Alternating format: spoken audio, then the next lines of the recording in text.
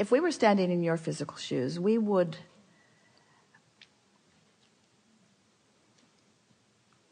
decide to be lazy. We're reaching for the perfect word.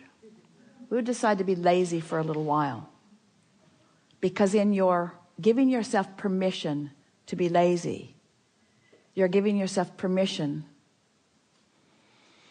to allow your grid to fill in with everything that you've already chosen and put into your vortex.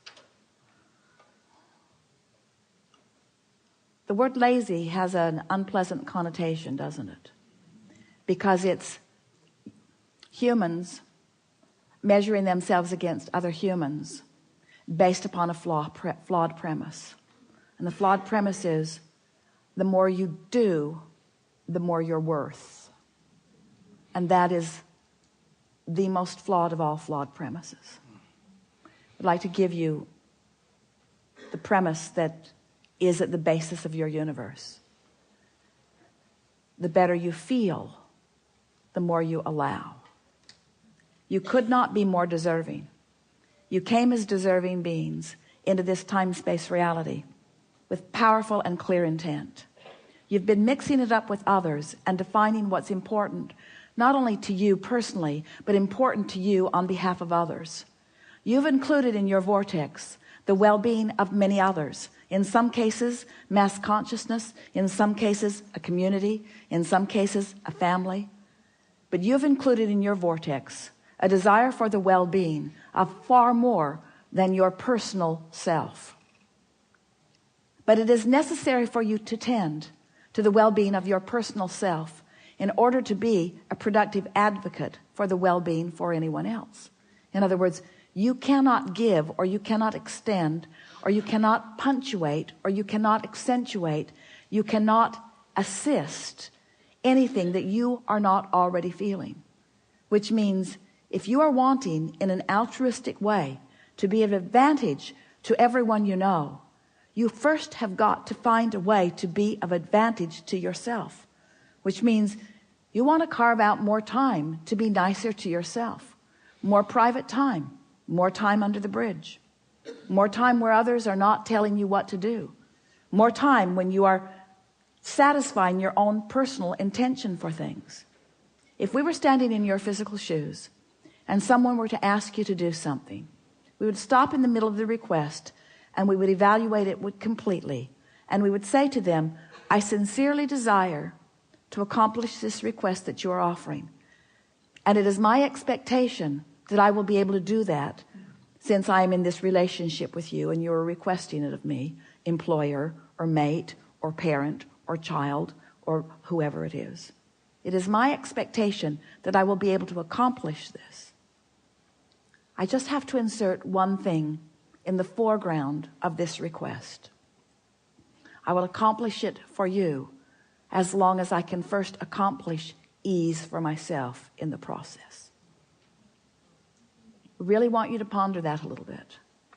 Esther, on one of the earlier cruises,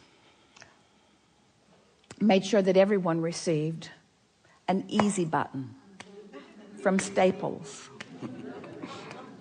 Everyone got one. And Esther found a box of them in the attic the other day, and she spread them all around her house because she wants to amplify the ease of things, not the hardness.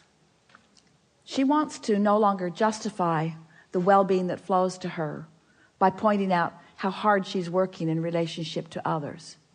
She wants to emphasize the well-being that's flowing to her by remembering the vibrational alignment that she is achieving.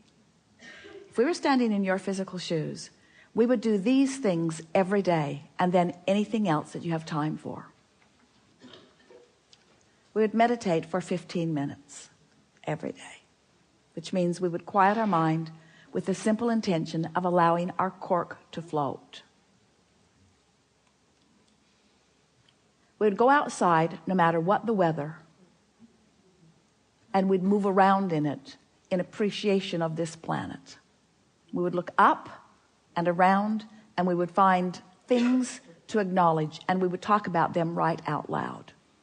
Esther walks through her gardens and says to everything, you are my favorite. You are my favorite. You are my favorite. You are my favorite. You are my favorite stone on the pathway. You are my favorite bird in the tree. You are my favorite flower in bloom. You are my favorite flower not in bloom. You are my favorite tree. You are my favorite bush. You are my favorite frog. You are my favorite frog. You kept me awake all night, but you are still my favorite frog. In other words, so first thing, meditate. Second thing, spend more time outside. Third thing, we would buy a notebook. We would call it My Book of Positive Aspects. And we would fill at least 3, 4, 5 is even better, pages of positive aspects. 5 different subjects, and write the positive aspects of it. Training your vibration into that upward place. And then there is one last thing that if we were standing in your physical shoes, we would do every single day.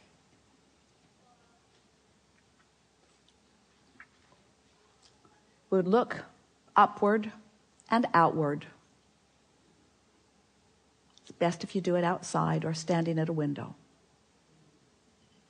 And we would acknowledge that there are universal forces that are focused right at you.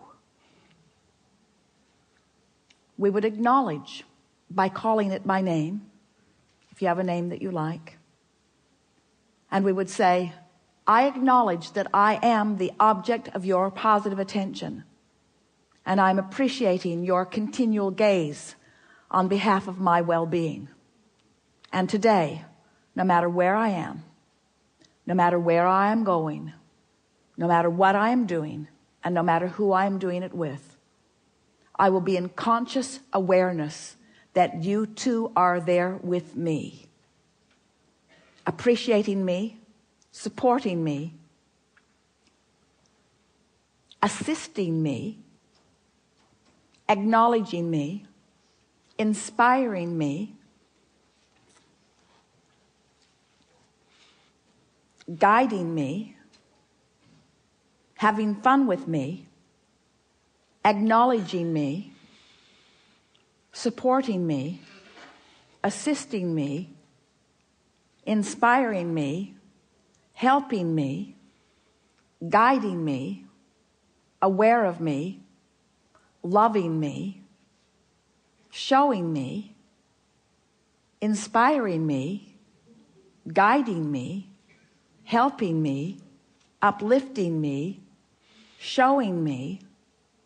Get into an endless loop of that acknowledgement and watch what begins to happen in your life as soon as this day. Your vortex is filled to the brim with specific requests that you have put there and that you are deserving of the realization of. And it's time for those realizations to be flooding into your experience at a rate that will astonish those who surround you. It's time for you to remember what you've put there and to bring it forward active into your today experience.